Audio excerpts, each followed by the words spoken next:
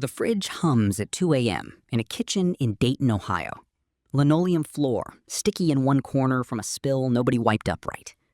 A hand opens the fridge door, not because there's hunger, just an itch. Cold air on a face that hasn't slept properly in weeks. The hand isn't reaching for food. It's reaching for something the brain already promised itself an hour ago. You know that itch. Maybe not with alcohol. Maybe it's your phone, sitting face up on the nightstand. Screen dark, but somehow still loud. There's no group chat lighting up, no notification waiting. Just you and the pull towards something that promises relief and delivers something else entirely. That gap between the promise and the delivery, that's the whole story, and almost nobody names it correctly. Here's the thesis, and it's going to bother you.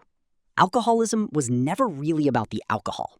It's about a broken feedback loop in the brain that companies have gotten very, very good at exploiting. On purpose, with data, with teams of people whose entire job is making that loop tighter. Everyone thinks alcoholism starts because someone's weak, or because they had a rough childhood and turned to the bottle to cope. That's the story we've been handed since grade school health class.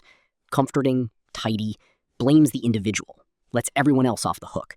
A bad gene, a bad choice, a bad night that turned into a bad decade. Except that story falls apart the second you look at the actual chemistry running the show.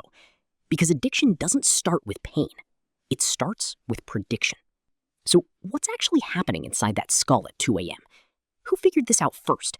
And why should any of this matter to you, sitting here, completely sober, scrolling through a video about it? In the early 1990s, a neuroscientist named Wolfram Schultz was running experiments on monkeys in a lab in Freiburg, Switzerland, dropping juice into their mouths and watching individual dopamine neurons fire on a monitor. Nothing shocking yet. Juice drops, dopamine spikes. Basic stuff, the kind of result that gets a polite nod at a conference. But then he added a tone right before the juice arrived. Bell rings, juice comes. After a few dozen rounds, something strange happened. The dopamine stopped firing at the juice. It fired at the bell instead. The brain wasn't rewarding pleasure at all. It was rewarding prediction. Let that sit for a second, because it rewires how you think about every craving you've ever had. Here's where it gets uncomfortable. Schultz kept running the experiment, and sometimes the bell rang and no juice came at all. When that happened, the monkey's dopamine didn't just dip a little, it cratered, dropped harder than baseline, like the brain was punishing itself for believing. And on the rounds where juice showed up out of nowhere, no bell, no warning, dopamine spiked way past normal, higher than a guaranteed reward ever produced. The brain, it turns out, was never built to love pleasure. It was built to chase uncertainty. Reward that you can count on gets boring fast. Reward you can't predict is the thing that hooks in and doesn't let go. Now walk into a basement office above a casino floor in Las Vegas, sometime in the 2000s. Slot machine designers had already cracked this code decades earlier, without ever cracking open a neuroscience journal. They just tested over and over on real people pulling real levers, and they landed on something called a variable ratio reinforcement schedule, where you don't win every time, you don't win on any predictable pattern, you win at random. That randomness is the entire engine, not the money on the table. The not knowing is the product. Pull, nothing. Pull, nothing. Pull, a win. Your brain doesn't file that away as I made $40. It files it as the next pull could be the one. That single misfiled thought is worth billions of dollars a year to an entire industry, and it's completely wild that it traces straight back to a monkey and a bell in a Swiss lab. Alcohol hijacks that exact same circuit, except it's cheating. It doesn't even need the uncertainty. It floods dopamine directly into the system. No bell required, no random win necessary, no waiting. But here's the part almost nobody outside academic journals ever talks about. For people who grew up around chronic stress, an unstable home, a parent who was unpredictable, money that came and went without warning, their stress response system, specifically something called the HPA axis, gets wired hot before they're even 10 years old. Baseline cortisol runs higher. Threat detection stays twitchy, always half-braced for the next bad thing. So when alcohol shows up later in life and dampens that system, even for a few hours, it isn't just pleasant. For a lot of people, it's the first time in years the alarm bell in their chest actually goes quiet.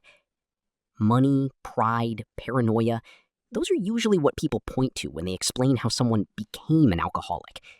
But the real first domino, for a huge number of people, got knocked over in a childhood kitchen, years and years before any bottle ever showed up on the counter.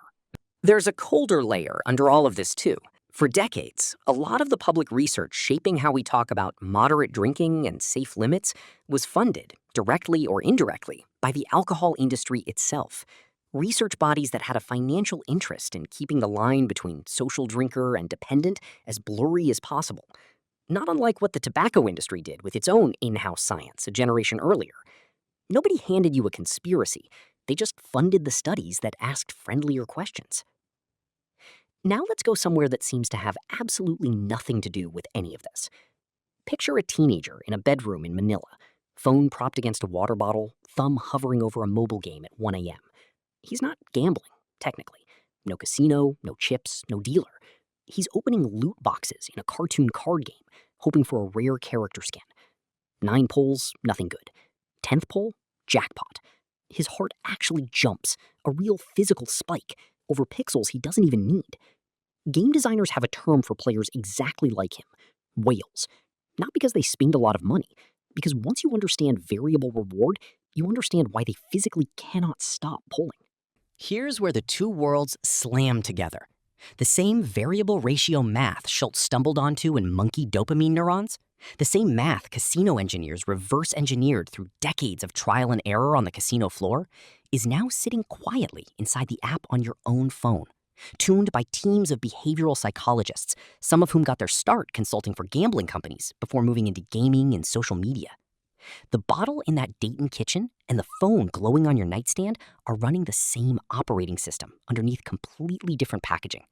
Same bell, different room. Now, here's the part that should actually make you angry. Same wiring, completely different fates, purely because one of them had a safety net woven out of money, and the other one had nothing but a court date and a public defender running on 4 hours of sleep. That's not a character flaw gap. That's a zip code gap. Sit with how uncomfortable that actually is for a second. So back to that fridge in Dayton. Hand still on the door, cold air still pouring out into a dark kitchen. That itch isn't a moral failing, and it was never really a mystery either. It's prediction error, running exactly the way Schultz's monkeys ran it in a lab decades ago, exactly the way a slot machine is engineered to run it on a casino floor, exactly the way the app quietly sitting on your nightstand right now is tuned to run it too. You're not broken if you feel that pull. You're running the same hardware every human being on this planet is running. The only real question left is who's holding the lever, you or something that already mapped out your wiring long before you ever noticed the itch. So here's what I actually want to know.